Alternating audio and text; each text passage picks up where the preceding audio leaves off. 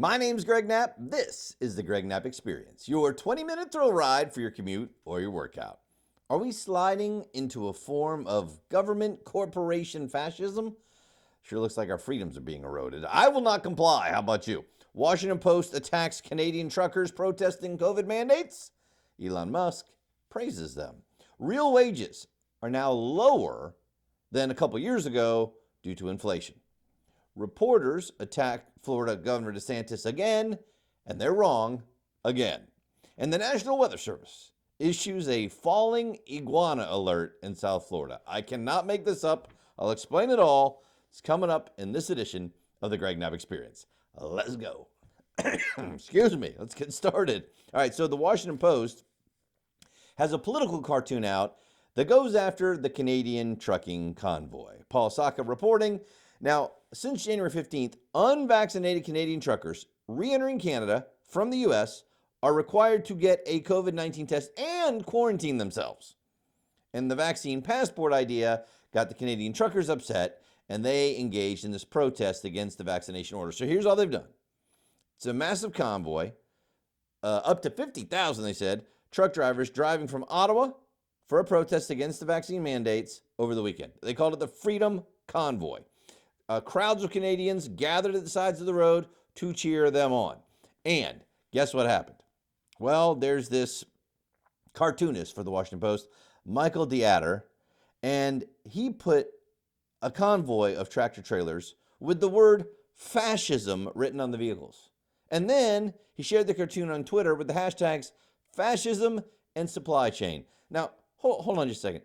So we've got peaceful protesters, hardworking, blue-collar people who used to be called essential workers not too long ago, before there was a vaccine, who are out there doing everything they could to keep the world running, who are now saying, hey, look, I don't want you to force me to put this medicine in my veins that I don't think is good for me, or maybe they already have natural immunity, or maybe it's a religious reason, who knows, but they're just saying, hey, I don't want the government forcing me to do this. I think I have the freedom to not get vaccinated, and I shouldn't be quarantined just for doing my job. Doing it peacefully in this little convoy, and for that, the Washington Post cartoonist is calling them the fascists, not the government forcing the mandate on them. No. The people peacefully protesting for freedom, they're the fascists. It's just like Antifa out there trying to call people who actually think that there should be more freedom in America. They're the fascists. Whew, man. Peaceful protesters, the example of fascism. So, remember when truckers were essential workers? Not so much anymore. We also have the Washington Post publishing an opinion piece attacking the trucker convoy on Friday. Here's what was written. This is by David Moskrop. The movement shares an affinity with the Trumpist, toxic, authoritarianist politics. What? Wait, the authoritarian is Biden. The authoritarian is Trudeau in Canada. This has nothing to do with Trump. These are people saying we just want to be left alone and allowed to live our lives. Time and again, we learn the lesson, or at least come across it, that teaches us that rage-soaked anti-government types can't be reasoned with.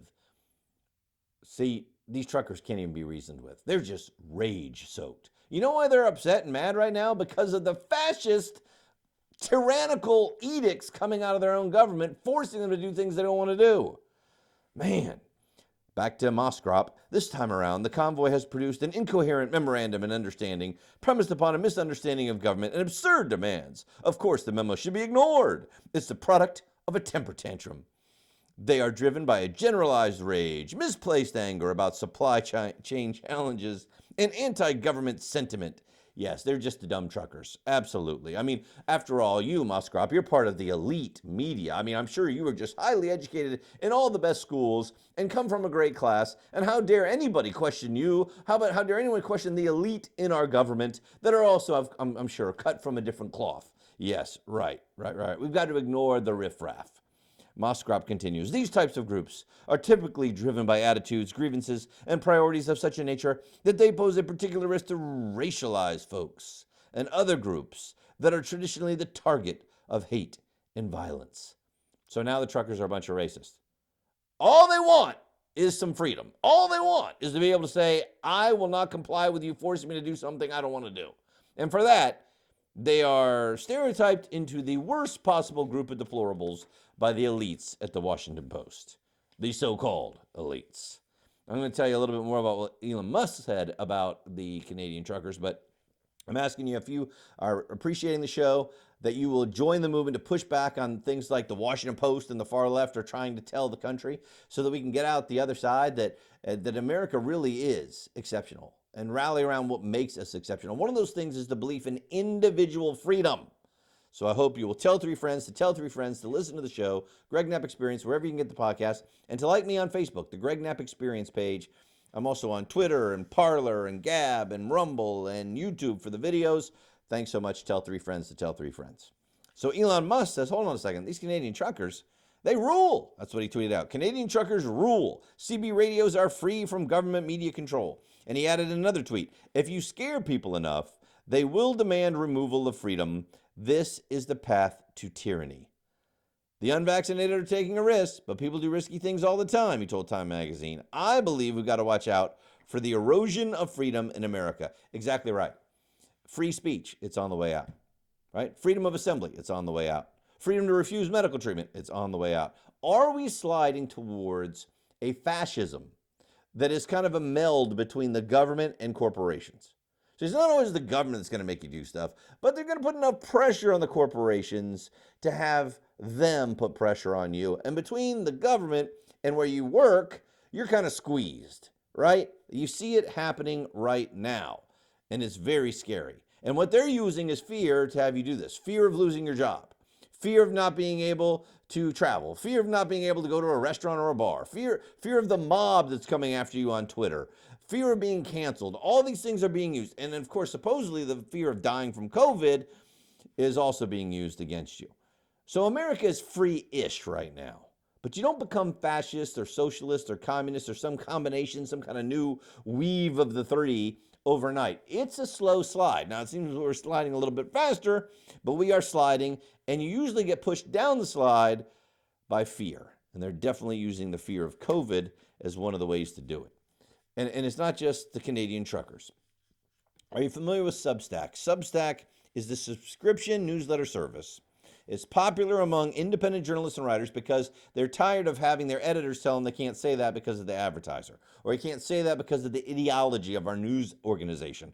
And so they're saying, hey, I'm just going to write the truth, and people will pay to hear the truth, and they just have to give 10% of whatever they make to Substack, and that's how it works, all right? Well, Substack was criticized because of vaccine skeptics that they still allow to say things on their platform, and they're saying too bad. I love this. Listen to what was said by the Vice President of Communication, Lulu Chang Maservi.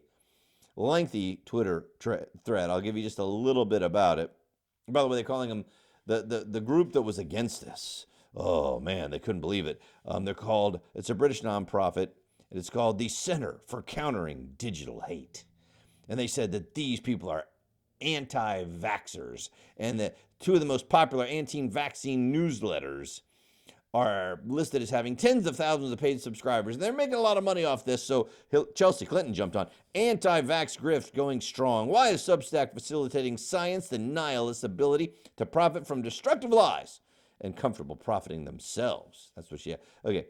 Maybe they're just people who are questioning the government's mandates. I mean, some of the people on Substack are anti-vax. Other people are just saying, hey, you know what? They say follow the science. Well, there's a lot of science out there, not just one type of science. And we should be able to debate the science. And we should look at all the data. And maybe they're just tired of the government mandates. And maybe they just want a little more freedom. And maybe they want to give a different opinion. And maybe they want to have a debate instead of saying shut up. Shut up is not an argument.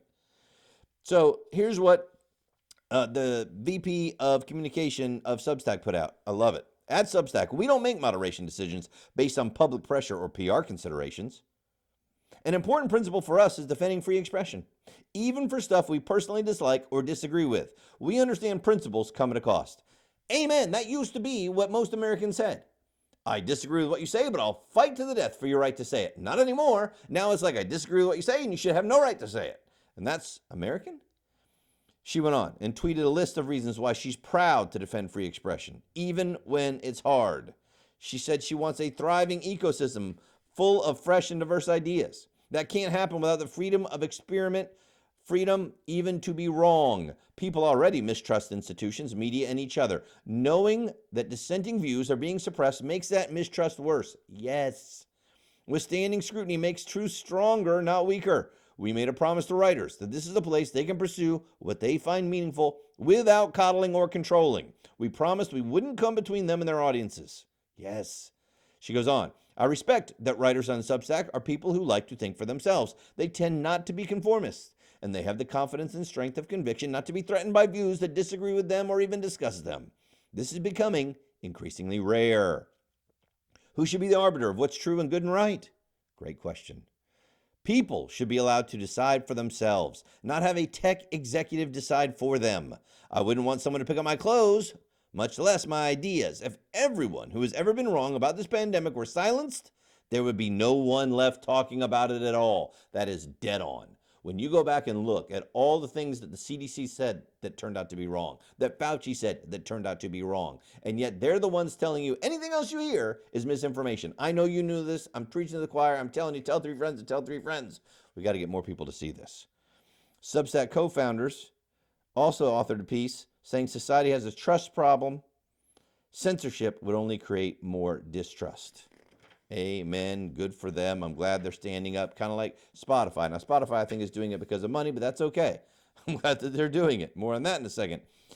Florida Democrats walked out on the Surgeon General's confirmation hearing. The Florida Surgeon General. Yeah, they were having a committee meeting ahead of a vote to approve the nomination of the state Surgeon General, Dr. Joseph Lombardo, and they got up and walked out and refused to vote on him. Hey, isn't the Florida Surgeon General the new guy? Isn't he black? Yeah, what's your point? Well, I mean, anytime a Republican questions a black nominee, it's because he's racist. Shouldn't it be the same for the Democrats? No, it's totally different. Totally different because they're Democrats. Yeah, they walked out on the black Florida Surgeon General being nominated. Democrats, they said they walked out because Lombardo could not adequately answer questions on his handling of the COVID-19 pandemic. Are they saying that this black Surgeon General is too dumb? No, Democrats would never say that. This guy is standing up for the idea that, hey, we should look at all sides of this data and all sides of this story, and for that, the Democrats are all over him because how dare he? Republicans unanimously advanced him anyway, but they didn't like his answers in their confirmation hearing. Well, how dare he? He can't say what we don't want him to say. And then we move on to Amanda Harding talking about Neil Young. Neil Young, of course, removed his music from Spotify, saying, me or Joe Rogan? And they said, all right, we're siding with Joe Rogan because we gave him a $100 million contract in 2020, and, you know, you're kind of old and busted. Whatever happened to Neil Young keep on rocking in the free world? He's not ready to rock in the free world. He wants to censor other people. So Spotify stayed with Rogan because he makes more money. But Variety put out a headline over the weekend that said, Spotify lost more than $2 billion in market value after Neil Young pulled his music over Joe Rogan's podcast. But then if you actually read down into the Variety article, the text of the article, that's not what happened. The Variety writer admitted the Spotify stock was already in a severe downward spiral prior to Young's ultimatum. To be sure, this is from the Variety article that said that they lost $2 billion because of Joe Rogan. To be sure, Spotify's stock price was already on the slide, having plummeted 25% year to date as of January 25, the day before Young's catalog was pulled off Spotify. The writer also revealed that the stock rebounded on Friday with a 1% increase that reflected the overall market upturn. So if you actually look at the chart of Spotify, the last 2 days of trading since they announced Young was gone and Rogan was staying, the stock is actually up slightly. Yeah, but $2 billion. More fake news from Variety. Nick Monroe pointing out what's going on with Spirit Airlines. And this is where I say kind of this confluence of government and corporations that are taking away your freedom. I don't care whether you like this phrase or not. Let's go, Brandon, right? Let's go, Brandon. It's kind of it's a funny phrase. It's a mockery of the media and of Joe Biden because at NASCAR, there were these fans chanting F Joe Biden, and the reporter said they're chanting, let's go, Brandon, who was the person she was interviewing. So everybody's like, come on, you got to be kidding me. So now it's become the rallying cry of a lot of people who are ticked off of Joe Biden. Let's Go Brandon is much nicer than saying F Joe Biden. And it's kind of funny.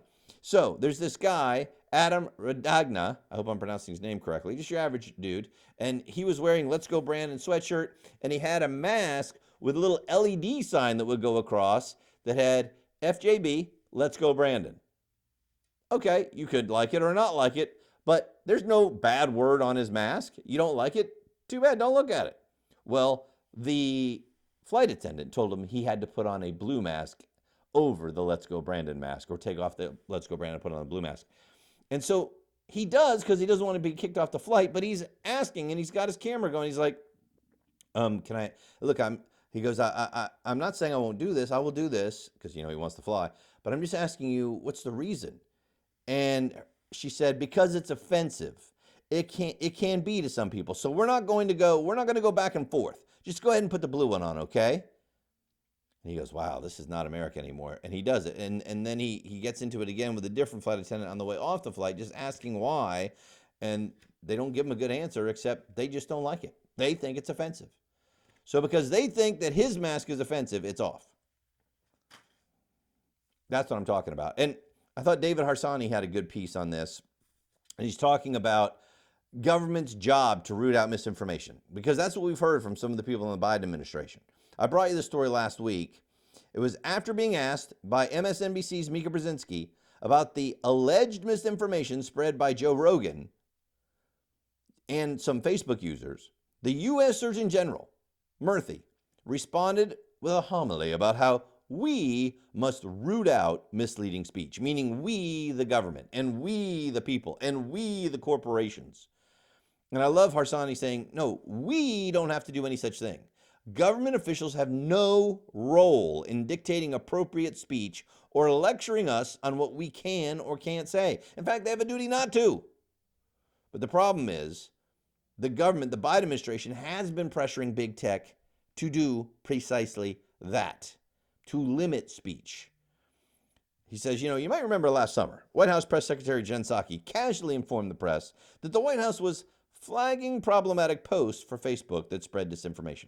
Now, can you imagine the explosive reaction from the establishment media if it had learned that the Trump White House was keeping a list of speech crimes? White House Communications Director Kate Bedingfield also argued social media companies, quote, should be held accountable for the ideas of those using their platforms. President Joe Biden, who previously accused Facebook of killing people, made a special appeal this week to social media companies and media outlets. Please deal with the misinformation and disinformation that's on your shows. It has to stop. There you go. There's the confluence again of big government and big corporations trying to take away your freedom. It has to stop. And Harsanyi said, no, it doesn't. The definition of misinformation is conveniently expansive. What was once a conspiracy can quickly become a plausible possibility, as we recently learned when evidence emerged that our government may have helped hide and suppress news about the Chinese origins of COVID. Facebook had simply banned such talk for a year. And alleged misinformation is often perfectly reasonable inquiry or theorizing, and even if it isn't, the state is not the final adjudicator of the veracity of speech, and we're free to discuss every harebrained idea we have. Exactly right. Oh, speaking of former things that weren't true that may be now true, and who knows what's true, former CDC Director Dr. Robert Redfield says Dr. Fauci shaped a paper on the origins of COVID-19 that was antithetical to science. The claim that the virus that causes COVID-19 definitely was not from a laboratory, put forth in a paper quietly shaped by Dr. Anthony Fauci, that was cited by other scientists who called the lab idea conspiracy theory, was antithetical to science. Yes, we've been telling you about this. It's slowly rolling out a little bit in the mainstream media and Fox News. I had an interview last week that had a little bit about this. Emails recently made public show that Fauci played a key role in shaping a paper published by Nature in early 2020. The authors, most of whom messaged repeatedly with Fauci, joined him on a teleconference shortly before the paper was published and have since received millions from Fauci's agency. And they claim that their analysis clearly showed that COVID-19 is not a laboratory construct or a purposefully manipulated virus. But many experts later acknowledged there's no clear evidence that the virus has a natural origin. Some have said the bulk of the evidence points to it coming from the set of laboratories in Wuhan. And Dr. Francis Collins, Fauci's boss when he was the head of the National Institutes of Health, and Fauci were trying to protect science by suppressing debate over the virus origins, is what their excuse was for this. The problem is there's very limited data to support their position. It doesn't matter anyway, they're going to do it. This is the stuff. This is why you need free speech. This is why you need freedom of the press, real freedom of the press, and why this slide to fascism is so, so dangerous. Fauci, by the way, admits to the Washington Post that his $10.4 million financial portfolio was hidden. Remember when Senator Roger Marshall, Republican Kansas, said to Fauci, hey, when are you going to release all of your financial information as you're required to by law? And Fauci goes, you moron, it's public, anybody can see it, right? It was a hot mic moment, we call him a moron. Well, Senator Roger Marshall didn't give up because he believed he was right, and he was right, because the $10.4 million financial portfolio was not just up there for everybody to see. It was actually difficult to get. And now Fauci's admitting it. Maybe the senator has a point on the hidden disclosures. Maybe my financial investments, though disclosed and available, should be much easier to see. Well, they weren't disclosed and available. They had to dig to find them, and they had to issue basically a demand to Fauci to let it go. He's the highest paid federal employee of the federal government. He must publicly disclose financial statements. And Senator Marshall did just that after requesting the disclosures from him in a letter January 14. In response, Fauci did produce unpublished financial records. And among the other investments, yes, he's invested in Chinese companies. Now, I don't know that says that that's why he's for the mandates and the vaccine, as many people have said, but it is interesting. The Matthews Pacific Tiger Fund is what he's invested in. The fact sheet revealed the fund has invested 42.7% of its investors' money into companies in China and Hong Kong, and among the companies listed, an enterprise named Wuji Biologics, Cayman, headquartered in China, and it's in the pharmaceutical business. Marshall said, Dr. Fauci was completely dishonest about his financial disclosures being open to the public. Dr. Fauci must be held accountable to all Americans who have been suing and requesting for this information, but don't have the power of a Senate office to ask for it. Oh, here's some economic news under Joe Biden. Real wages are now lower than before the pandemic, thanks to inflation. And this is coming out from President Barack Obama's Council of Economic Advisors chairman, Jason Furman. So this is not some right-wing conservative, but despite employers spending 4% more on wages and benefits this past year, inflation has outpaced that, meaning the amount of real wages has been trending downward. And everything that Biden is talking about doing with it, more spending, more taxes, is not going to make it better. Also, debt is up $2 trillion in the first year of Joe Biden, and the U.S. trade deficit is now topping $1 trillion for the very first time ever. Remember this about the Supreme Court nomination process. We're now told that the Senate is 50-50 Republican and Democrat, and the vice president has the tie-breaking vote. That is absolutely true for legislation. However, there is an interesting topic about if it's true for the nomination process of, let's say, a Supreme Court justice that is coming very soon. Because back in 2020, on the Barrett nomination of the Supreme Court, Lawrence Tribe said, while the vice president has the power to cast a tie-breaking vote to pass a bill, the Constitution does not give him the power to break ties when it comes to the Senate's advice and consent role. And he said, you don't have to take my word for it. Alexander Hamilton said the same thing back in 1788 in Federalist number 69. In the national government, if the Senate should be divided, no appointment could be made. Hamilton contrasted that rule with how appointments worked back in his home state of New York, where the governor actually did have the power to break ties to confirm nominations to New York state offices. William Jacobson reporting. So what are you saying here, Greg? You're saying that the Republicans could stop a Supreme Court nomination in a 50-50 deadlock? I don't know. I don't know if they could. They might be able to. It's very interesting. You think about this. So let's say, and there's a lot of ifs here. If the Republicans believe that the nominee is so bad that they shouldn't sit on the bench, and if you could get all 50 Republicans to hold together and say no, could you stop a nominee? Well, highly doubtful. The Democrats would have Kamala Harris vote. They would say it's 51-50, therefore the person sits. But then would the Republicans take that and challenge it to the Supreme Court, saying there's nothing in the Constitution that says the vice president can do this? And then would the sitting Supreme Court have to rule on whether the new person could actually join the Supreme Court? Oh man, it could be crazy.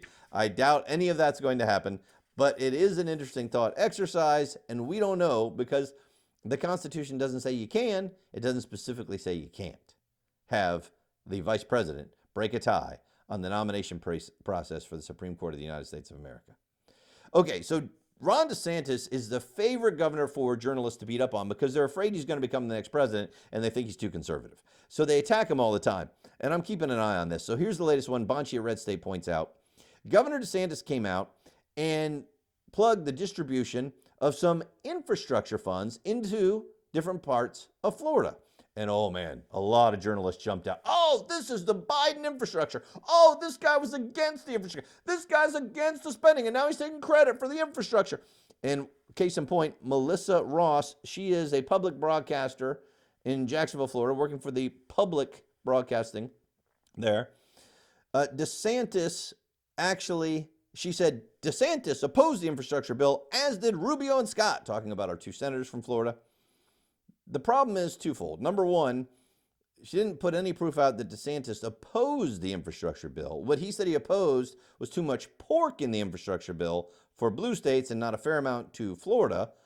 But that's a side note. The real difference is none of the money DeSantis awarded and was talking about in this tweet comes from the Biden infrastructure bill. That bill was only passed 2 months ago. That money is not even being distributed yet. The money came from Donald Trump's administration as part of a long-term recovery fund following Hurricane Irma. The infrastructure bill from Biden has nothing to do with it, no connection to the Biden administration at all. The hurricane relief funding wasn't given all at once for Irma. It's distributed out over a period of years. A state board called Rebuild Florida oversees that redistribution of the money. And that's what happened here, and that's what DeSantis was headlining, and yet still, Melissa Ross there in Jacksonville has not deleted or corrected her tweet. Still up. All kinds of comments ripping DeSantis. Isn't that misinformation? Shouldn't Twitter be taking that down? And finally, the National Weather Service issued over the weekend a falling iguana alert in South Florida. What? Yeah, Punta Gorda, Florida. It's very cold. I mean, it got down to like the 30s, and that's really cold for South Florida. And because of that, you had to watch out for the falling iguanas. Iguanas are not indigenous to Florida. People have brought them in as pets. They escape or they let them go, and they're taking over South Florida. And they're really bad for South Florida. They're eating up a lot of vegetation they shouldn't eat. They're pooping all over the place. You can get salmonella from them by touching them and a bunch of other stuff. They live up in the trees and eat everything. And people are tired of them, and in fact, you're allowed to kill them on your own private property at any time as long as you do it humanely. But when it gets really cold, you know, they're cold-blooded animals, they're sleeping in the tree, and they go into a cold sleep, and they lose their grip, and they fall out of the trees. Now, these things can grow up to be 5 feet long and weigh 20 pounds.